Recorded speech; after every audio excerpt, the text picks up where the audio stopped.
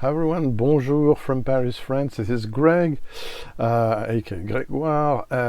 Welcome back to my usual viewers and welcome to my new ones. And I'm happy to tell you I've finally reached 1K, 1000 subs. This is small still, but this is a little milestone, so I might celebrate it at the end with a dram. We'll see. What do I bring to you on the table? On the table today, 7 frequently asked questions that you might be curious to know the answers, and also might be surprised to know my answers and my take, of course, about things. So I got 7 questions I'm gonna cover with examples and kind of debate launch thoughts of mine. Hopefully it makes sense. So without further ado, like one says, yeah, lots of bottles around me, as often when I want to do this kind of topic. And the first question is, let's say, the most circumstantial one. We'll say yes, no editing there, but I'm trying to and also no taping. I didn't have the time. I'm sorry. So it's handwritten. It's very some hand fill cask. I hand fill my presentations when I cannot do else. How? Anyway, first question: whiskey in summer? Really? Do we drink? Though we don't drink, shall we? Everybody's free, of course, and has to be more responsible than ever, let me tell you, because with the heat wave, if you have a heat wave, but even if you don't have, you gotta be careful, because it's still, at the end of the day, high alcohol beverage. Anyway, you know that, so moderation, please. So what can you do? Me on my side, I haven't touched whiskey since 3 weeks, with a temperature here between 28 and 32 degrees Celsius. So, but if I wanted to, I still had some options. So I would like to tell you about the options. First options, of course, is not a favorite of mine, but highball. So highball is a practice that's more common, I have to say, in Japan than in France, but you can see it also, I think, in Scotland as well, maybe in England, I don't know. So the idea is to put a lot of ice in your glass, to put soda and water, and then a measure, let's say 4 cl probably, of any whiskey you want.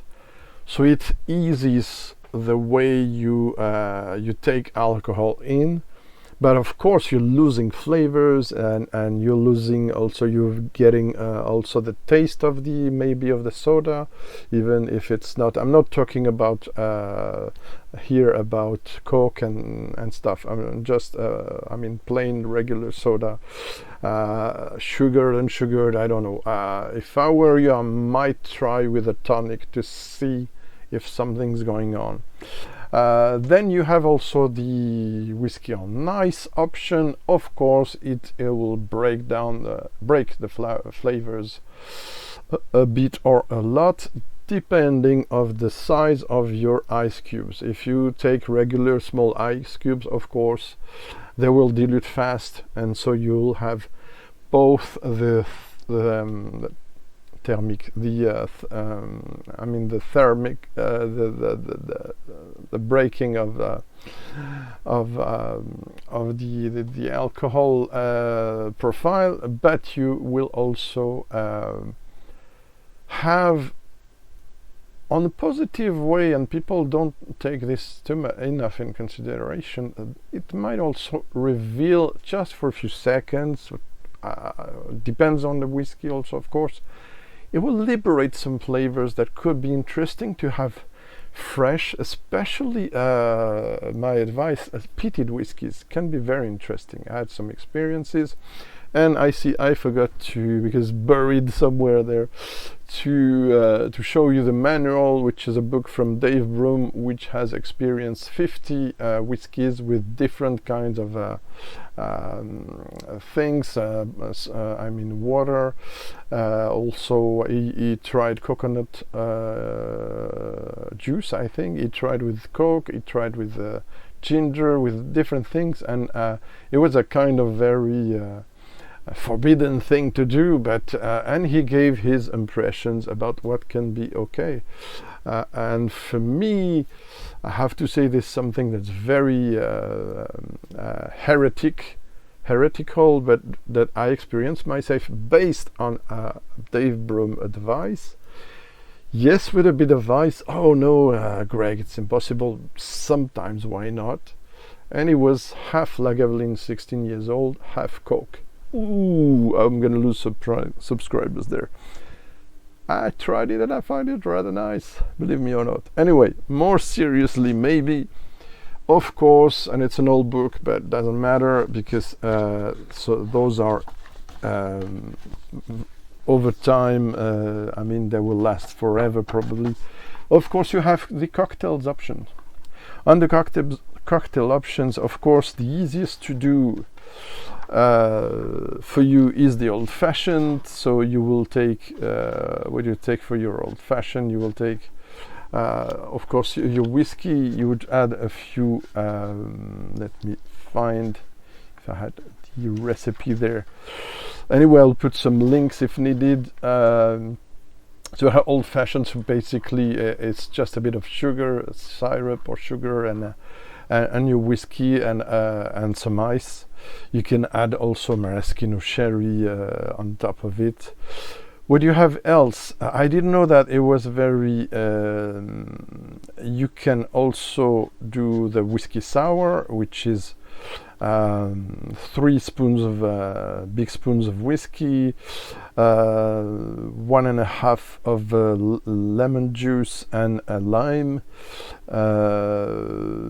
also another spoon, a big spoon of cane sugar, and a small one of sugar.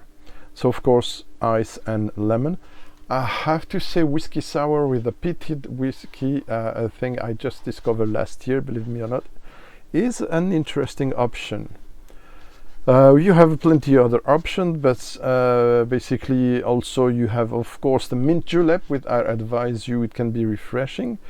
So for this one you will use 1 big spoon of crystallized sugar, about 8 or 10 leaves of fresh mint, and then 15 milliliters of hot water, and of course 3, so yeah, probably 4 cl of bourbon or whiskey.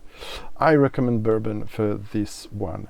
So there you have, of course, you have the Manhattan as well. So you have plenty of options regarding cocktails. But of course, at the end of the day, if you think it is not relevant and it's too hot, don't drink whiskey. I made a few cocktails here, and also relied a lot of unsugared or low calories sodas and stuff like sparkling water. Right. Second topic, you might be interested. And also, please tell me what are your options, because maybe you have good options of how to drink whiskey more easily in summer without getting the heat, headache and stuff. Now, another question, and even more, probably the most asked, frequently asked question I had in my 27, soon 28 years of drinking whiskey is, oh, Greg, you talk a lot, you love about whiskey. What is your favorite whiskey? And those of you who know me for a long time, my answer was always pointing to my favorite distillery. I talked about it in several videos, etc. And I was always answering Port Ellen, which was closed for most of the time I was drinking whiskey, and now is reopened. But again, Port Ellen, I was always answering Port Ellen,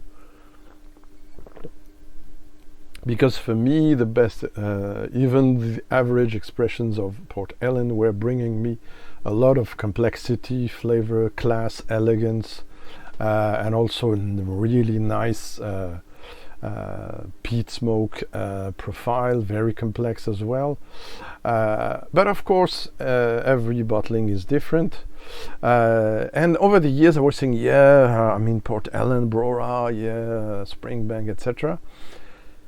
But now I think I gotta give you another answer, because I think also your favorite whiskey, I don't know what you think, depends on your humor, of your mood of the day, of what's going on, or what you've been eating before, maybe what you will eat after, or what you're just, I mean, I don't know, you were going on vacation and you passed through a nice shore, you had some nice smells, some sea spray, etc.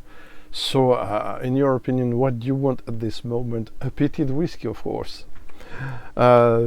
So yeah, Port Ellen, I have a Port Ellen which is a bit also buried, and this is an indie Port Ellen, already talked about it, I like it, but I think it is beaten by a slightly different profile, which is a Lecheg, 13 years old, from Elixir Distillers. I will speak about this again, I already spoke about this, it's a single cask, but we're not here for detailing too much each whiskey, but rather say, yeah, I would go for this one if you ask me, part of the year. But I could also say, you know, I'm a fan, my second favorite distillery is a Japanese one, Yoichi, so I could also go for this one, a 25 years old cask strength, very rare now, beautiful Japanese single malt with a lot of complexity. I could also say to you, my whiskey of the year 2024, why not? Completely different, lots of exotic flavors. So Rampur Indian single malt whiskey, single cask for La Maison du Whisky at 57.5. It depends of the mood. Again, also I could tell you one of my favorite French whiskies of all time now, the 15 years old from 2023, limited release from Varanghem Distillery. Also, I could tell you, no, let's leave that for another question. But, and I will shock you, and I'm sorry, there are days my favorite whiskey will be very cheap and very, casual. Yeah, a blended whiskey under 20 euros, the Bushmills Original Irish whiskey, which is super flavorful, and I will take this on ice and I will be happy, yeah. Other times it can be also this, yeah, I'm gonna shock a lot of people, the Grant's blended whiskey again, triple wood, something very casual.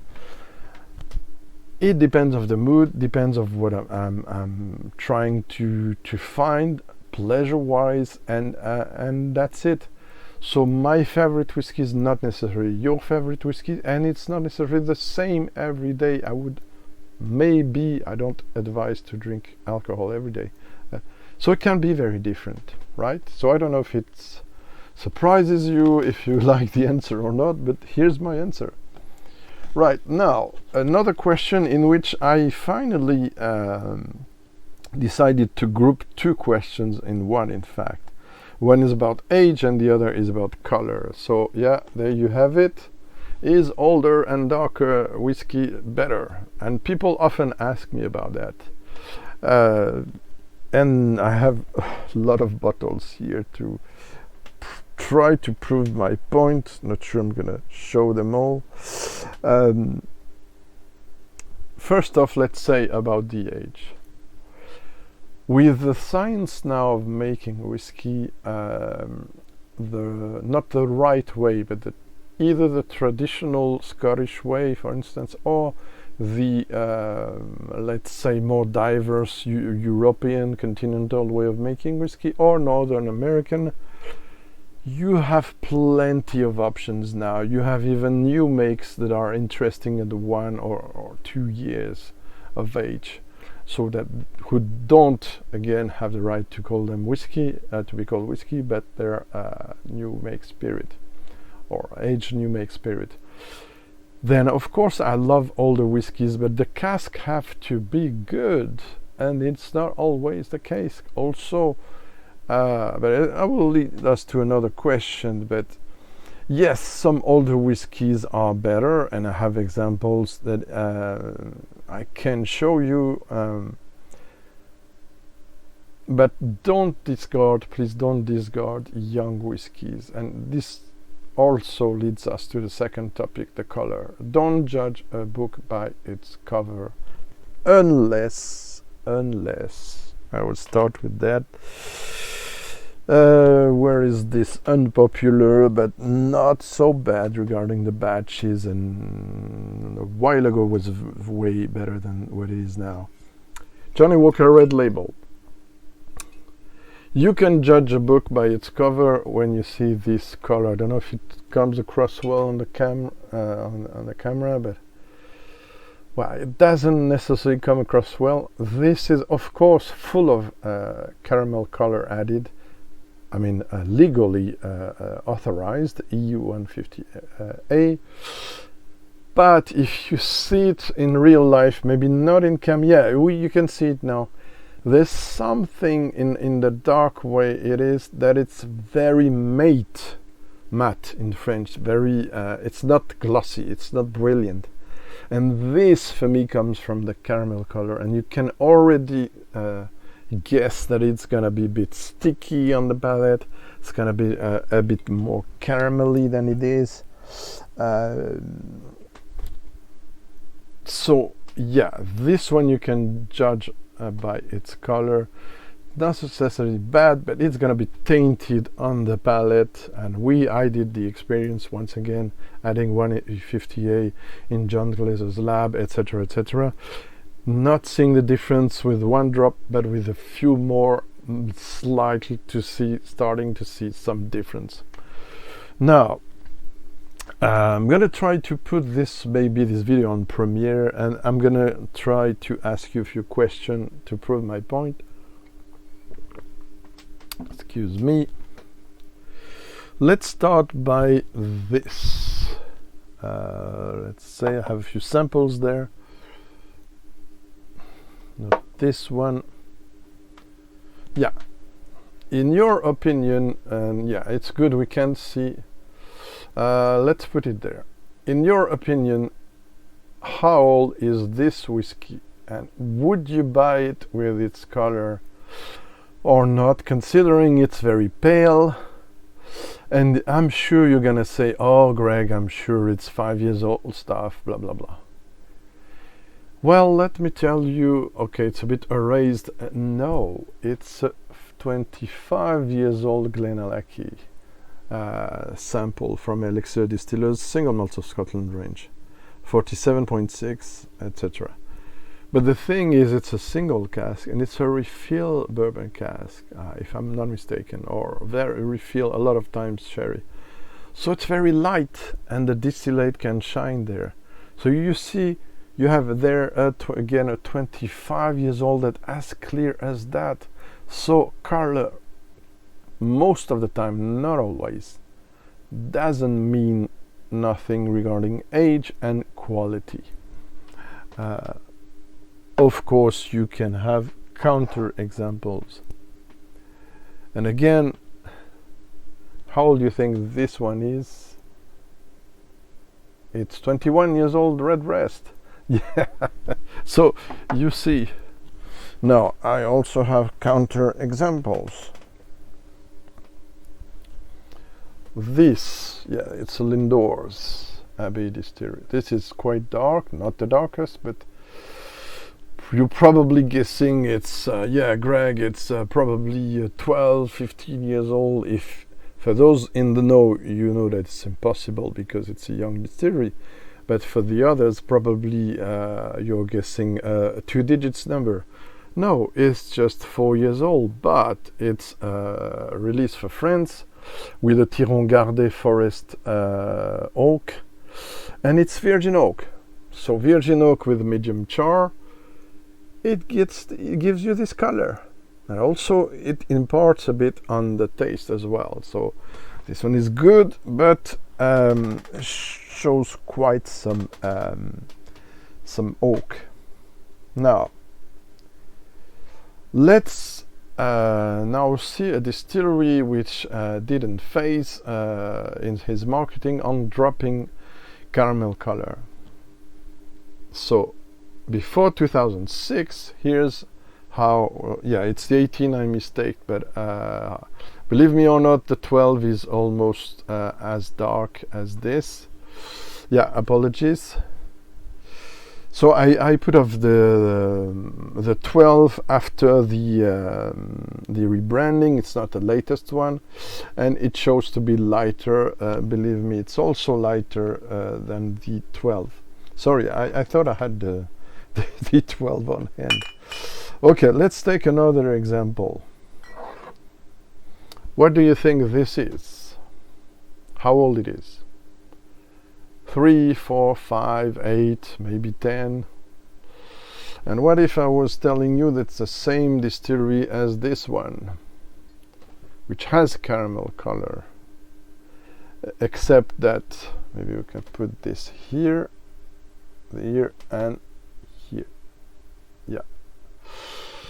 So this is 10 years old officially. This is an Adelphi release, undisclosed, but we know it's Talisker. It says 10, but it's 10 and 15 years old mix of cask, and it's gorgeous. Yeah, some refill cask involved, but now color wise, age wise, you can be surprised. For me, if you're doing things good, you don't have necessarily to be 10 or 12 or 20 years old. This is 3 to 4 years old, Clydeside, so a Scottish distillery from the lowlands, and it's beautiful, very fruity, floral. So you don't necessarily have to have an old age to be stunning. And of course leads us to this, 5 years old, pale color. Many people will discard this if they don't know about whiskey, but this is gorgeous. Hard American. What else do we have? We're gonna finish the color thing, but here's something else. It's 3 to 4 years old. It's a blended malt from France, La Ferté, from Alliance Spirits, a young company. But this is beautiful. This is almost, of course, less complex, less deep, less a bit younger. This is not that far from the artist blends from Compass Box, profile-wise. So it's a bit herbal, a bit floral, a bit fruity, with nice oak and spice. It's quite balanced, and it's young, so don't discard, please, the young stuff. Now, what is this with a super dark and I don't know if you see it, even reddish color?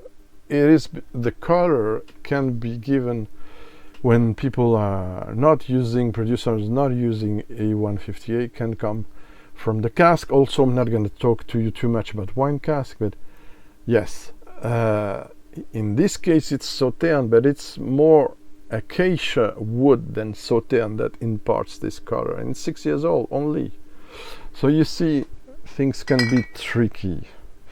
Okay, lots of other examples. Could I showed you that you can impart a lot of color using different kinds of sherry. First fill Pedro Jimenez gives you this quite dark color with only 10 years of age, and yes, I'm going to review it soon. The 15 official limited release, of course, is dark. It's great quality sherry, 15 years old, so things get darker. But I was showing you this last answer. It's not that dark. How old is this one in your opinion? Just a few seconds so you can see. You will never guess, probably. This is a 32 years old. It appears to me, I have to say, clearer than on the camera, right? I'm sorry. Yeah, it's clearer, as you can see here. It's a Dumbarton closed distillery, cask strength, or probably, and it's released from the Claxtons in deep bottlers, very heavy bottle. You can also impart color using rye. This is a sample of beautiful millstone from Zidane Distillery by a sample from Menno. What else? I could show you a lot of things. Of course, I'm talking in this video more about Scotch whiskey and European, maybe Japanese whiskey than Northern America. Otherwise, you know that with a heavily char, you can get to this with a few years of age, and it's then it's Kentucky bourbon whiskey, straight bourbon whiskey. So you know that probably.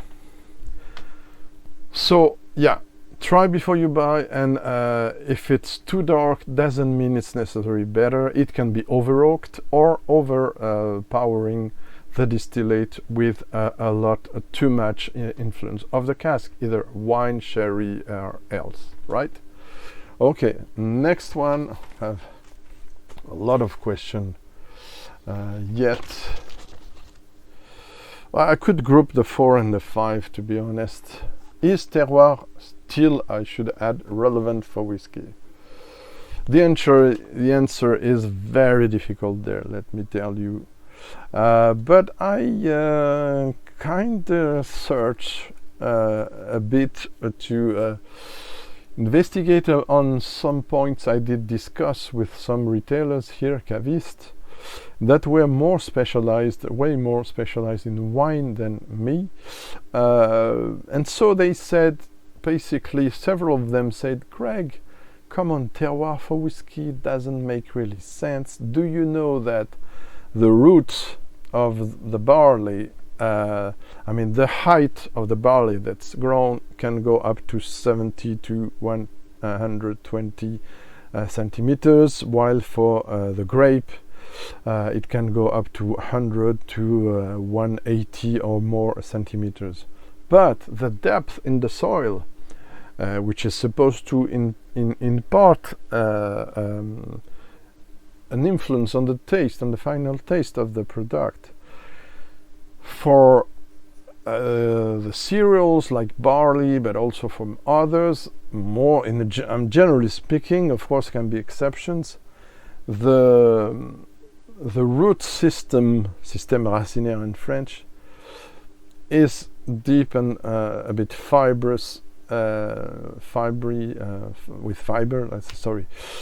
Can go up to 2 meters down the earth, while the for the grape starts from 50 to 1 meter, but can go up to 8 to 10 meters deep in the ground.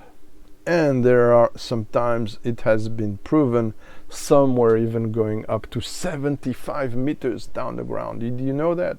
I really discovered things while studying a bit that on a quick basis, not on a very deep, but I was very surprised to hear that. So for them, the soil has a greater impact than the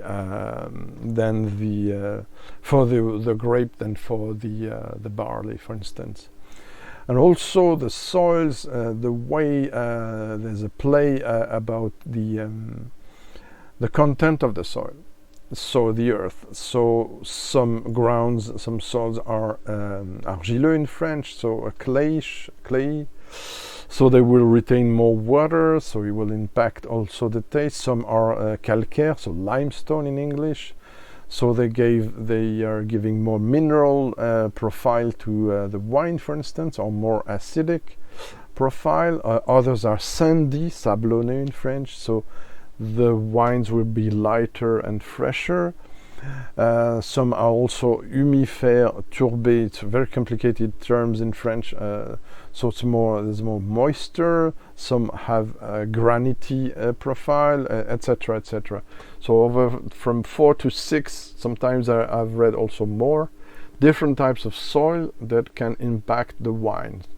So those are relevant also for, let me see, for the whiskey.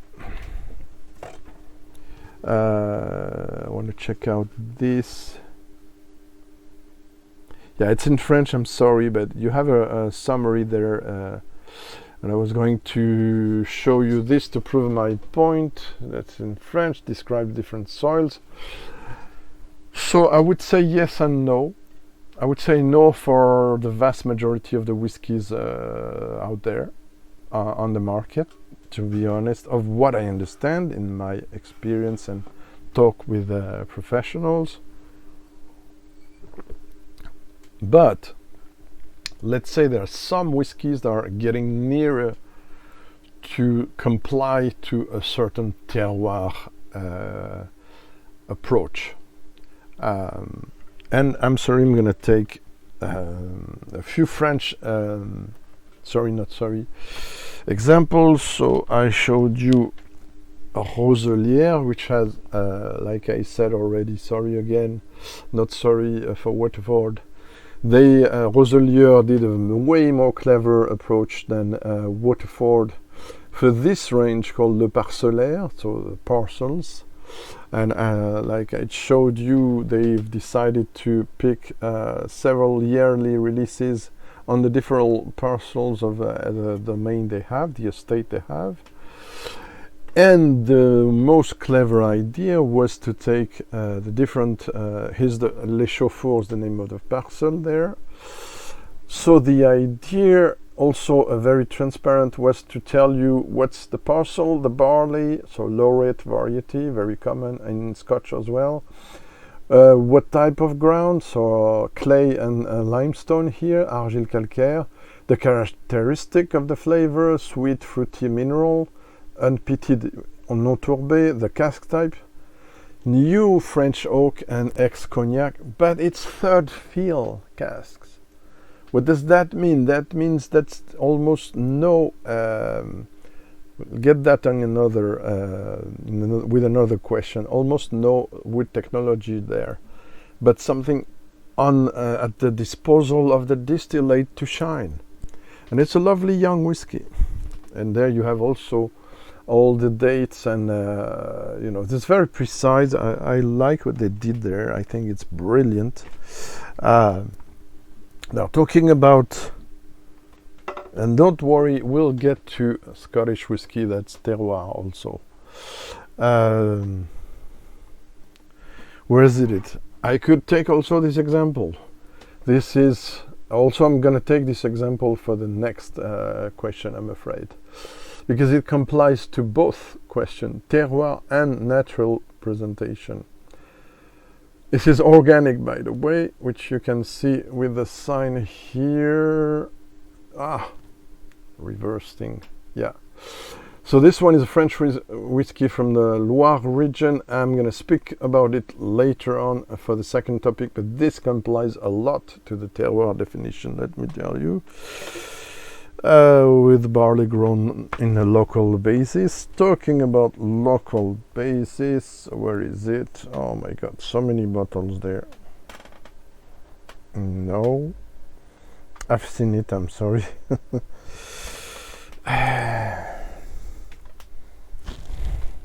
I thought it was on hand. Yeah, of course. This, it's my only local barley bottle, I have to say, and I cherish it. I will review it soon. This complies not 100%, but a lot.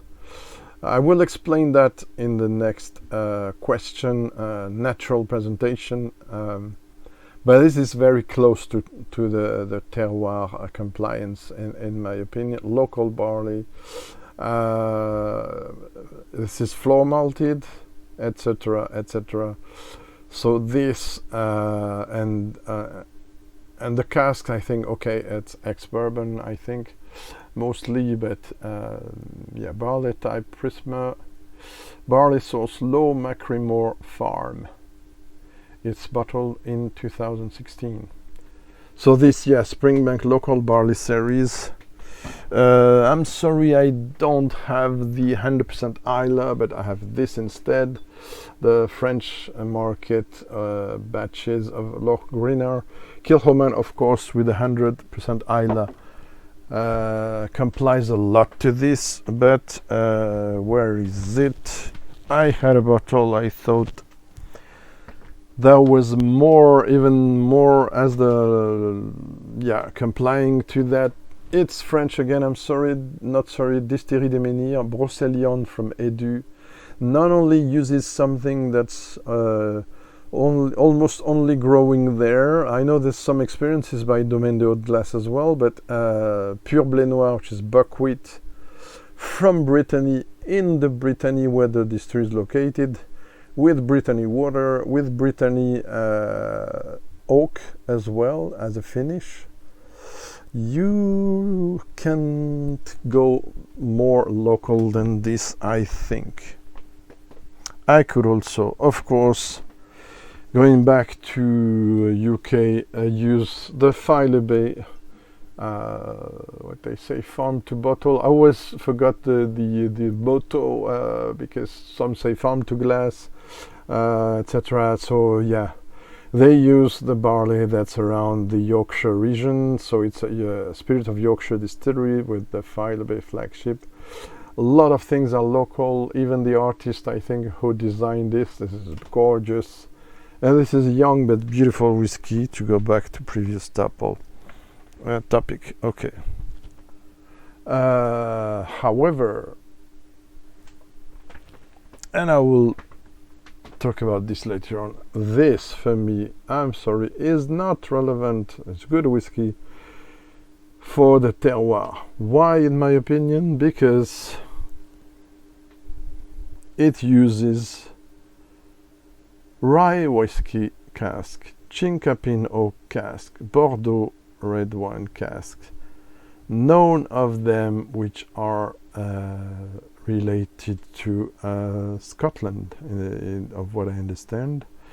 It's Scottish barley, yes, malted with Highland peat, that makes it. But at the end of the day, the profile of this, for me, contrarily to some other expression from them, okay, to be totally honest, doesn't really, despite its gorgeous packaging, lots of allusion to the soil, etc., for me doesn't comply really to the terroir whiskey question. So this gets us to another topic related, and yeah, it's gonna be a long video, but you know me, still 2 questions is probably shorter answers than these. And take another sip of water. Not sure I'm gonna be able to drink whiskey, and yeah, I cannot. I always forget to choose a non-branded water glass, but nah. Habits. I'm not paid by them. I should, because they appear in too many videos. What is a natural presentation? A naturally presented whiskey. Okay, I'm gonna break some. Oh yeah, I forgot. Sorry. Oh my God, the terroir question. But it's also.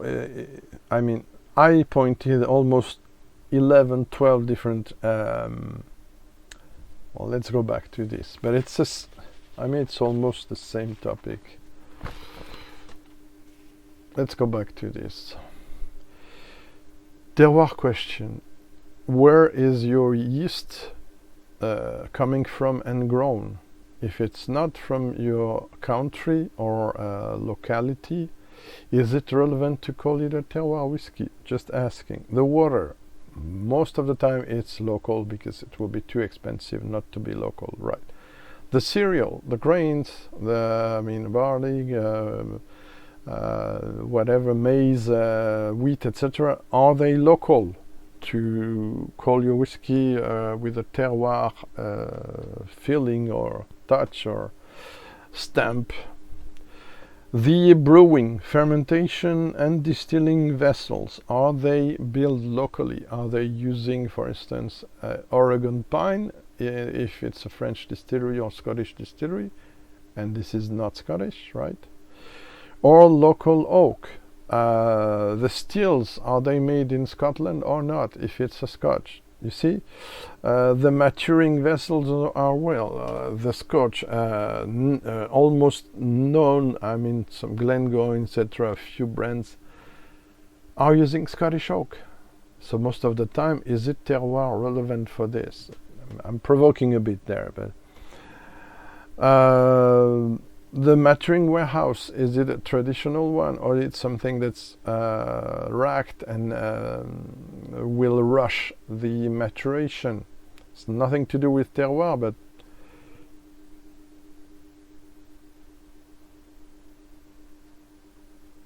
sorry.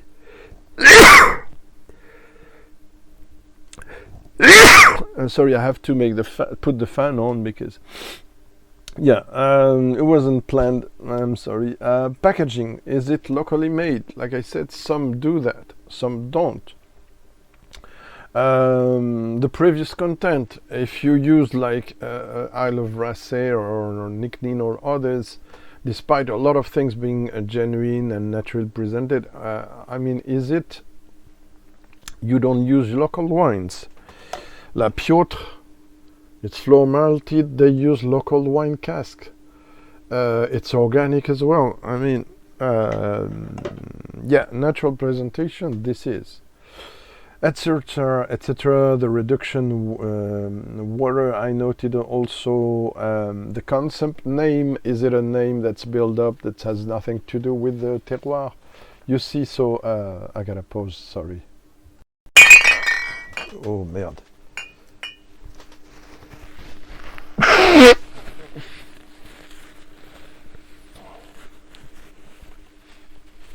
Oh man, I didn't pause, sorry.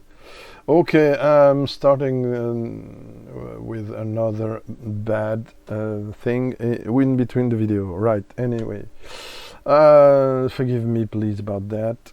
Next one, so naturally presented. In the whiskey community and in what's generally speaking admitted, people say natural presentation thinking non-chill filtered, non-colored, and that's it. Also, if they have, it's not natural presentation, but they will love to have an age statement. And most of the time that's it. But for me it's not enough. Sorry, it's not enough. It's not serious enough. Because you can push things further. Non-chill filtered, you can push it to non-filtered. Where is it? Distillery I worked with, it's completely non-filtered. With the risk, okay, of getting some bits of charred oak, etc. So they have to be careful and do visual quality control. Now, non-colored.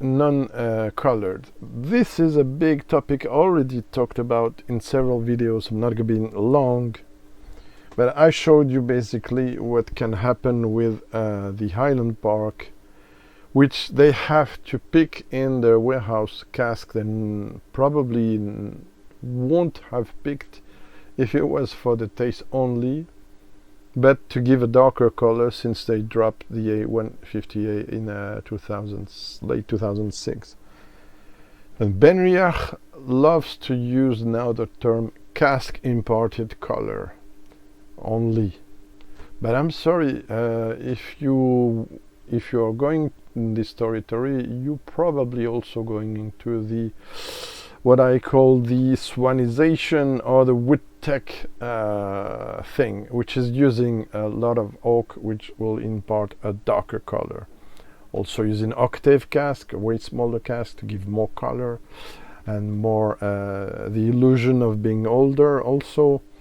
So I'm not a big fan of this kind of things. Again, natural presentation could go up to organic, or at least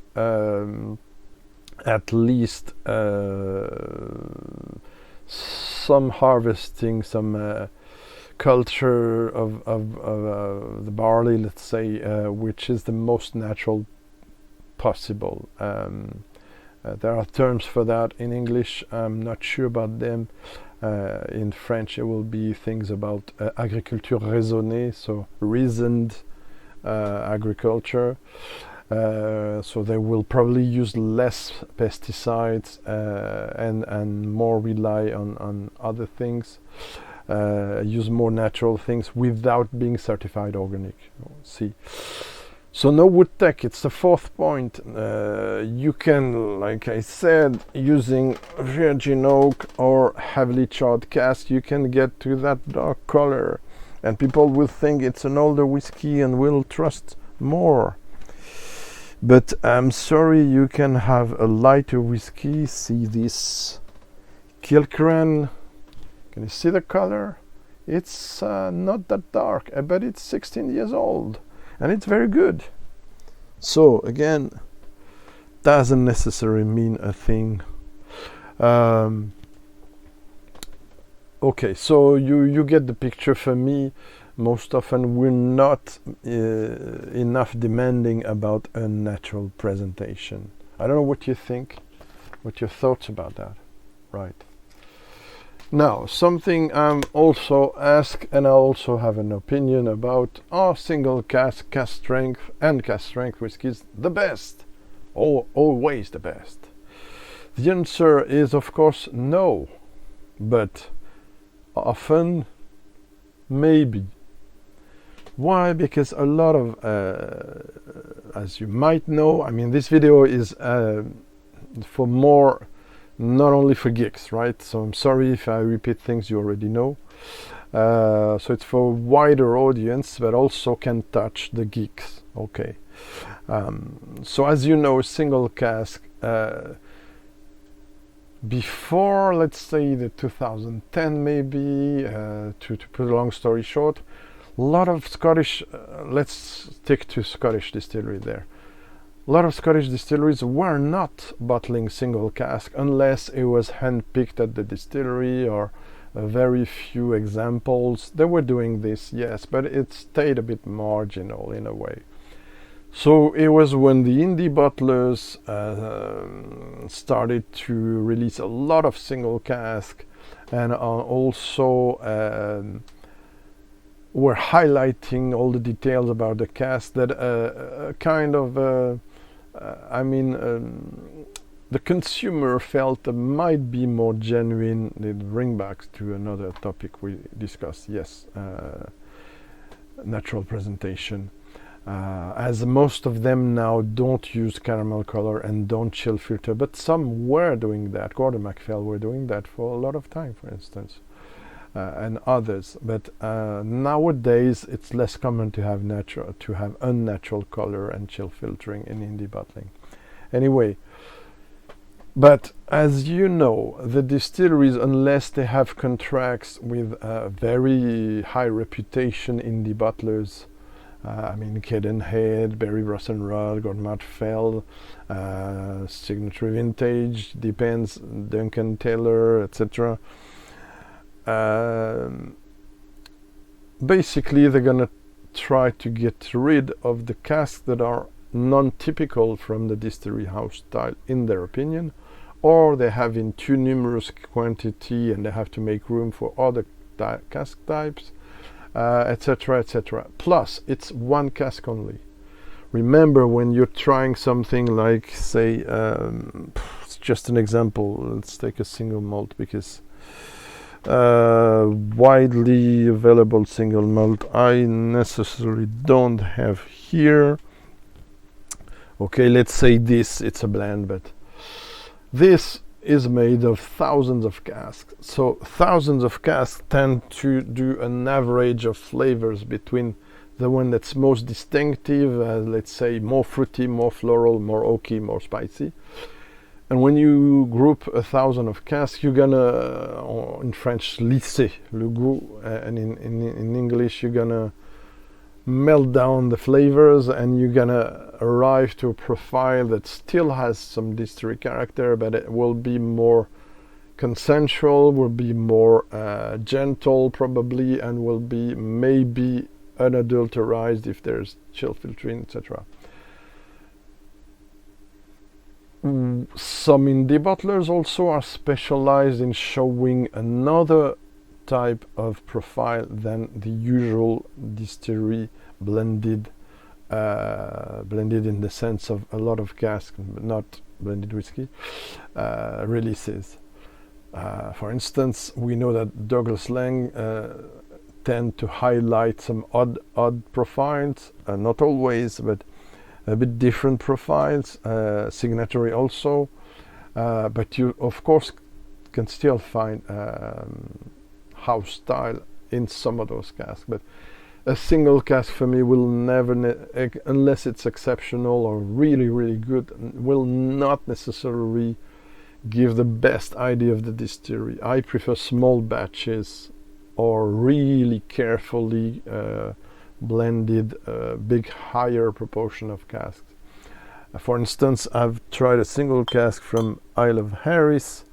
I will get back to this, and it was less interesting than this, that groups 40, also 50 casks, which is for me, different cask types, which is for me more like a jeweler who does precise things than someone who's having a bigger picture but cannot go into details and such a complexity, in my opinion. That's why so far, for instance, Art American, there's all the single cask I tried except one from Barry Bros cannot beat this 40 plus casks assemblage blending, in my opinion. Because this you have Older cask, you have bourbon cask, but it's also the science in the blending that makes it so complex, so refined, so interesting. This is of course my opinion only.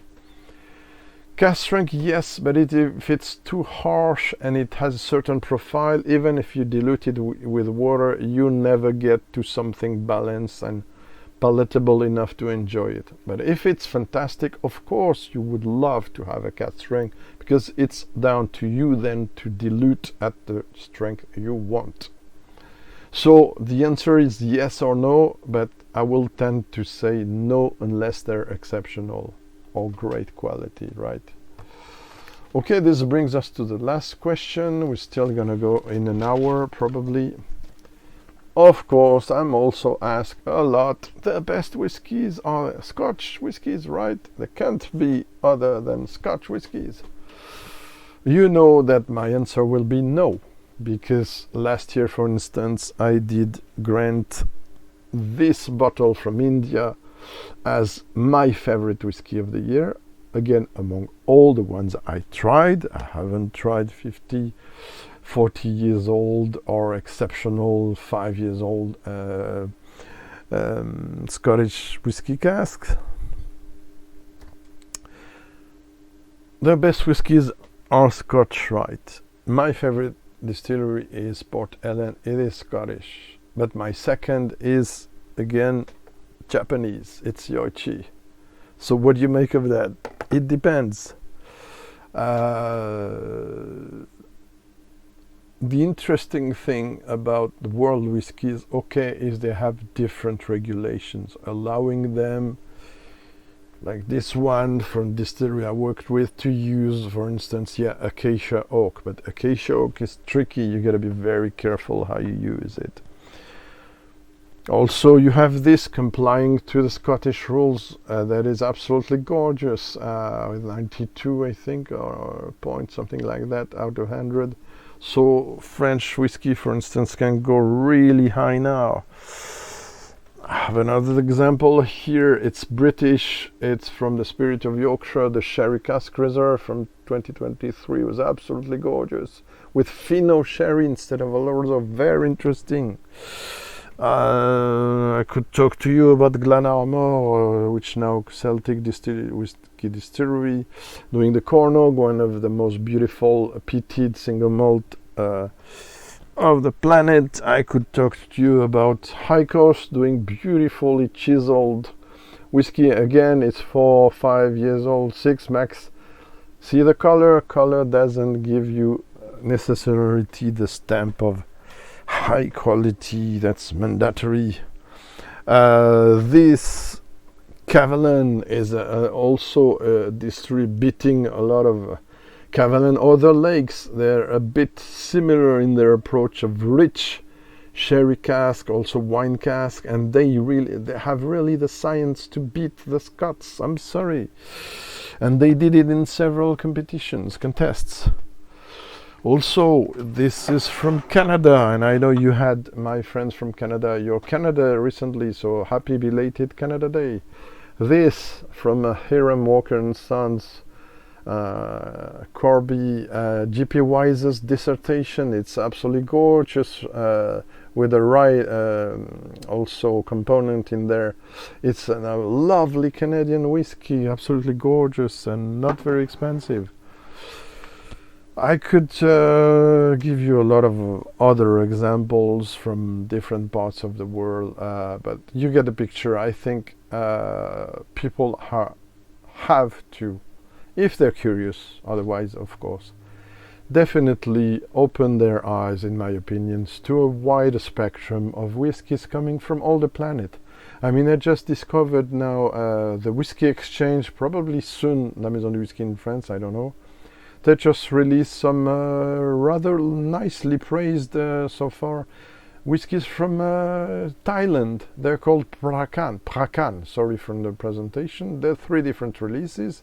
They seem to be good. So why not? I mean, they can come from all over the world. So stay open, please, to whiskies from other parts of Scotland. But of course, cherish your Scotch whiskies as well.